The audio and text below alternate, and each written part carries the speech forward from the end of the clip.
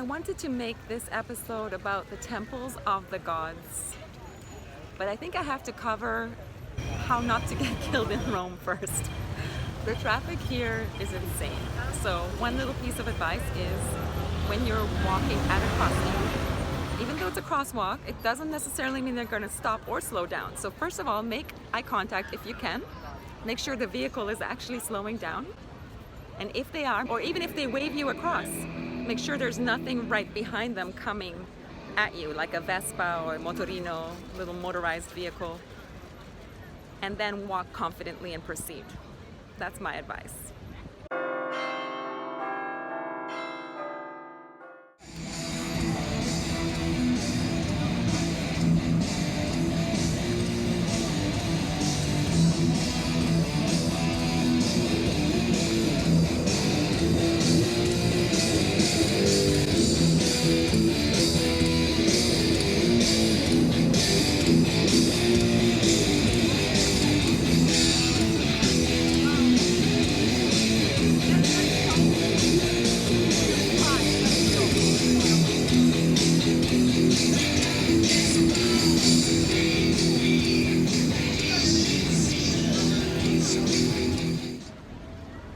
So this is Piazza del Popolo.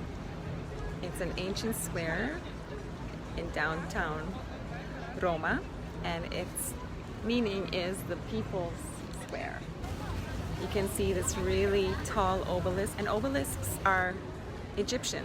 And this has to do with the fact that at one point Egypt was one of Italy's provinces after Cleopatra was defeated alongside her ally Mark Antony. So the Romans defeated the Egyptians and took over, and everything that was Egyptian at that time became really trendy. So you will see sphinxes all around this square.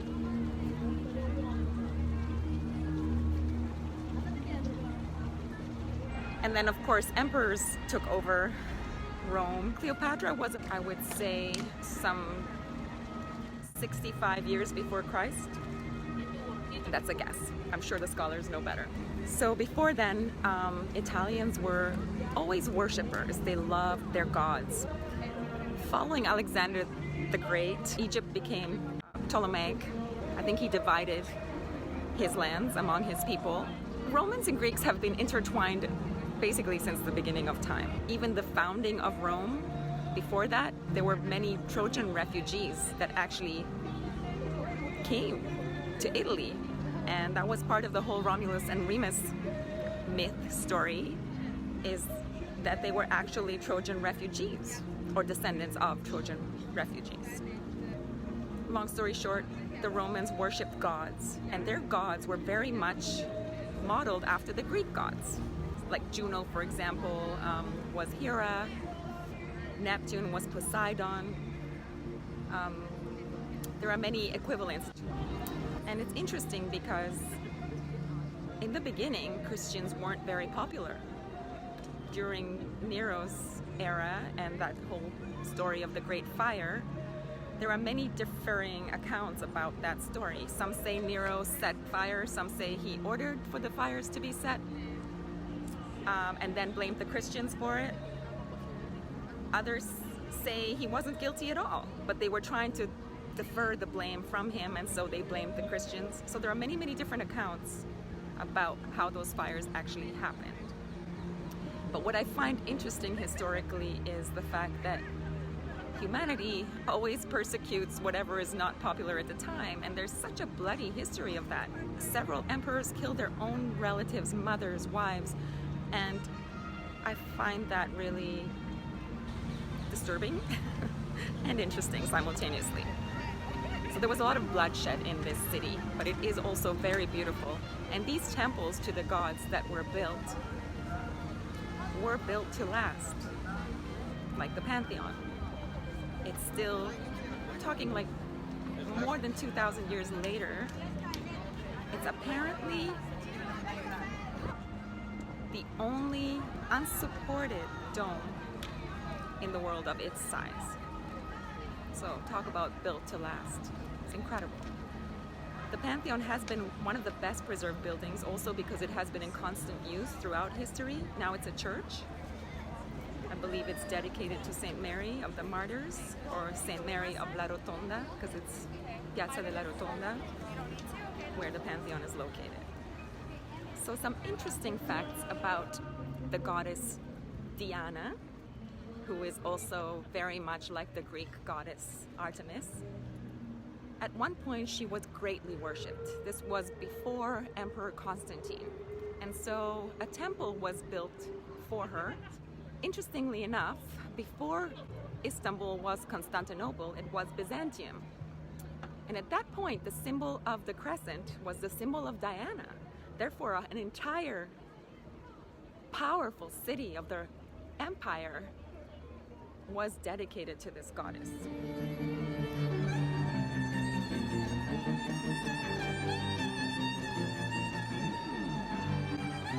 Her statue fell from heaven, that is the legend.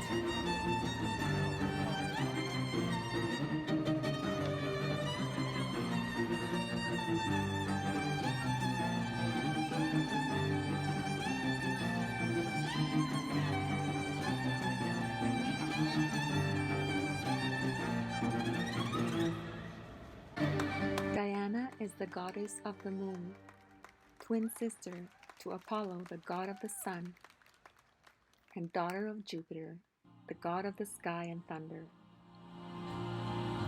You may say I'm a dreamer,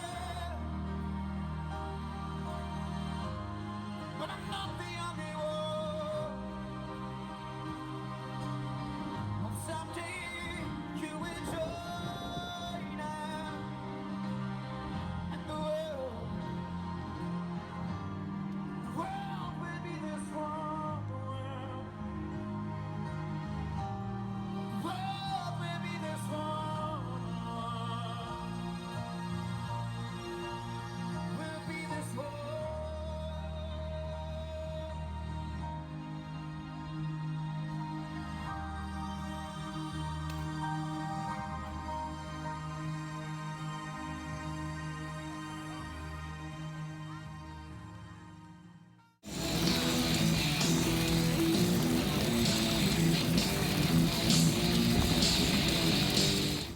All roads lead to Rome, and so do all the steps.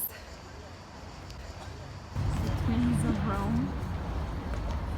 And there she is, in all her splendor.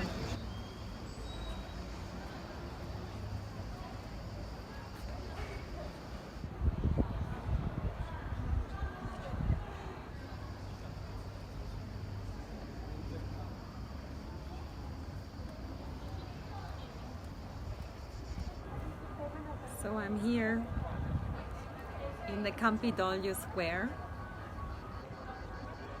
which was originally designed by Michelangelo. And you can see Juno. And I was talking about how the Roman gods and goddesses were very much modeled after the Greek gods of Olympus. And the equivalent to Juno would be Hera. There was a divine trinity, Juno, Minerva, and Jupiter. And Jupiter was the equivalent of Zeus.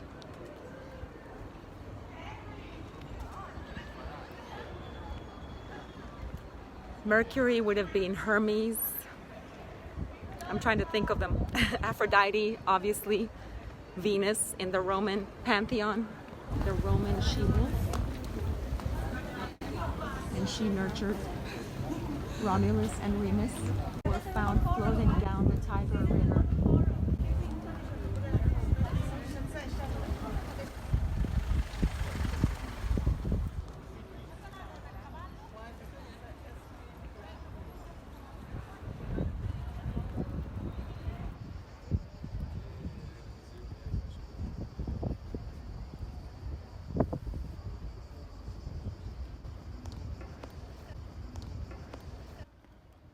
The first time I looked out from this outlook, I was in awe. And every time after that, it still takes my breath away. I also find it really interesting how, just like the Babylonians and the Greeks before them, Italians named their planets after their gods. So, if Diana and Apollo were the sun and the moon, then Mercury, he was like Hermes, was the messenger of the gods because it's one of the fastest traveling planets. So that is the temple of Saturn. Saturn is considered to be the lord of agriculture, which was very important in Roman times. There's also a temple of Venus, a major one, and then there is a smaller temple of Venus that was dedicated to her by Julius Caesar. The temple of Jupiter would have probably been the greatest of them all. It is said they were all modeled after it because it was so grand. And there's some speculation as to where exactly the ancient temple would have been, but it is thought that it likely was right underneath where Juno's statue is. And considering that Juno, Minerva, and Jupiter were the Capitoline triad, it makes sense that their temple would have been located pretty much right behind where I'm standing. And in that temple, apparently, there were areas to worship Juno and Minerva. But of course, Jupiter, being the god of the sky, was the most revered of all.